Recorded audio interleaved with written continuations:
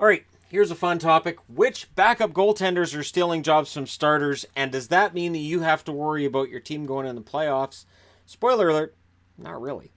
I went in alphabetical order, and I'm not including Philly on the board because Elliott's numbers have been really good. I'm talking about which backups look like they could actually steal the job from the starter, and a couple where we don't really have a starter. Boston, Rask has a 3.05 goals against, 901 save percentage. Halak has been much better, 1.86 goals against, 941 save percentage. Tuukka Rask has taken some time off now for family reasons or some personal issue, whatever it is. I hope all is well with him, but it does give Halak further chance to cement his job as the number one goaltender. And I do think it's his job right now. I do. I think that he's had the tougher starts of the two of them for the last few weeks. And I think Cassidy is gently going towards Halak. Halak's a good goaltender. He just was behind no defense with the Islanders last year. Buffalo. Buffalo's got a 1A, 1B situation. Ullmark and Hutton, their numbers are almost the same right now. 2.79, 2.78 goals against, 916, 912 save percentage. So, Ullmark had the great start. Hutton's start wasn't as solid, but now they've kind of met in the middle. I think Buffalo would be wise to just use a rotation from here. I would imagine they've had a plan from the beginning. Ullmark's earned himself his share of starts. And Hutton, my concern about Hutton coming into this year was that he's never played a lot of games in 1 year. And that I didn't know if he could consistently play for 50 or 60 games if he needed to at a really high level. So if they can scale that back to, say, a 45-37 kind of split in games, I think Hutton will be better off. And I think Buffalo's better off. On the Calgary side of things, Riddick is definitely stealing a job right now. 1.91 goals against to Smith's 3.66. Smith's in net tonight for them against San Jose. 872 save percentage for Smith, 936 for Riddick. So absolutely we are seeing a situation in Calgary where the backup's taking the job. Goaltending in Dallas is interesting because Hudobin is seemingly doing the same. 2.37 goals against, 926 save percentage to Bishop's 2.61 goals against, 915 save percentage. And I tried to avoid situations where the backup hasn't played more than a few games because that can really skew things. You can see a backup with tremendous numbers and go, oh, but he's only played a few games. So I avoided that situation here. I don't know that Bishop's in any danger of losing his job, but Hudobin is putting as much pressure on him as possible. And for Dallas this year, it's all about making the playoffs. It could be tough with both Klingberg, Radulov, and others out, but they'll do the best they can, I would imagine, and Hudobin seems to give them the best chance to win from night to night right now. LA, Quick, of course, is hurt, but when he comes back, how much do you play him? Because Campbell has a goals against of 2.33, save percentage of 923 for a team that's not playing well, whereas Quick, 4.55 goals against, 845 save percentage. I would argue right now, Campbell's should be getting the lion's share of the starts even once Quick gets back. But knowing LA, Quick will likely get pushed quite a bit when he gets back to try to get him back into shape. Montreal is interesting.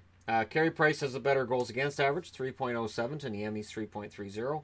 Save percentage, Niemi's 2 points above at 894 and Price at 892.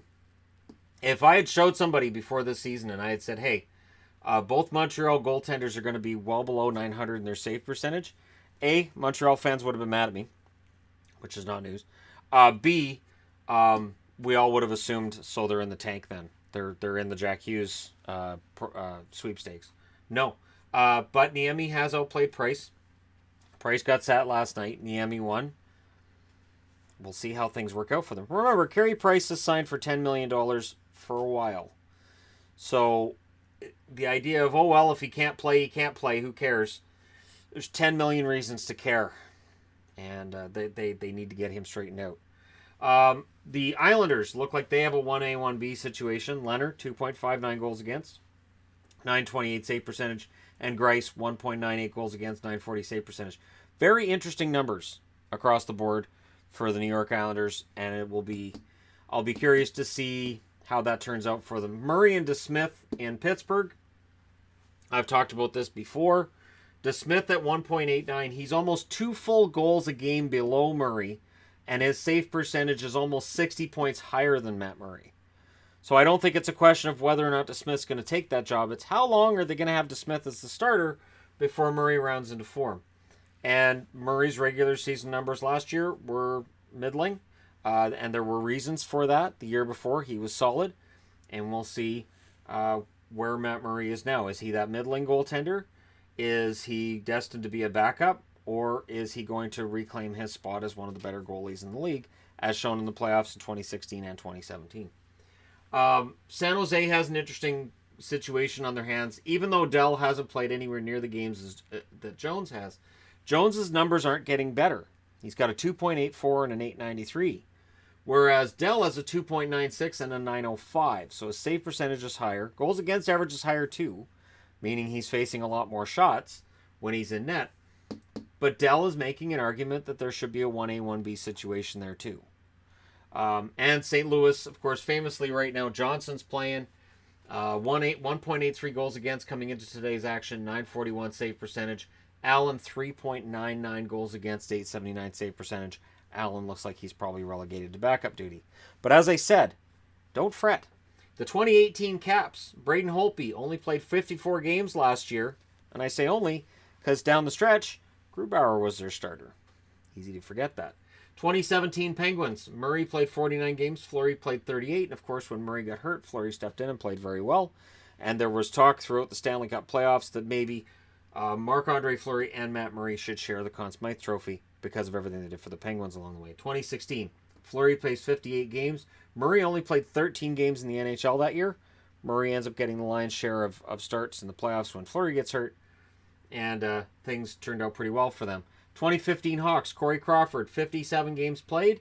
He was coming off of a season before that where he was much maligned, and there was talk about whether or not they might want to trade him out. They didn't, and playing less than 60 games gets the job done. Jonathan Quick played 49 games in 2014. 2013, Corey Crawford played 30 games in a 48-game schedule. 2012, Jonathan Quick played 69. This is one of 2 times out of the last 10 Stanley Cup champions that you have a goaltender that played over 60 games. And that's the most games played by a goaltender that won the Stanley Cup. 2011, Boston Bruins, Tim Thomas, 57 games played, his backup. Very capable, Tuukka Rask. 2010, the Hawks starter was actually Cristobal Huet with 48 games played. Niemi appeared in 39. Niemi ended up being the goaltender for the Stanley Cup that year. And in 2009, the Penguins had Fleury, played 62 games, and he managed to come through with the Stanley Cup. He'd been all the way to the finals the year before. So if you are a fan of a team that their starter, maybe they aren't playing very well, maybe they aren't getting as many starts, you actually may be in better shape. Because I've said for a long time that I think that goaltenders that play less than 60 games have a little bit more energy to go in the playoffs, and having a solid backup who can start games and you don't lose something when you put in your backup, I think that's tremendous for a team to get themselves into a better position going into the playoffs, and then they have a better chance of doing something in the playoffs, because if their starter gets hurt, their backup doesn't hurt them. Let me know your thoughts in the comments section below. Don't forget to hit like and subscribe if you're browsing your way through. You just happened upon this video. Thank you guys so much for watching. I'll talk to you again soon.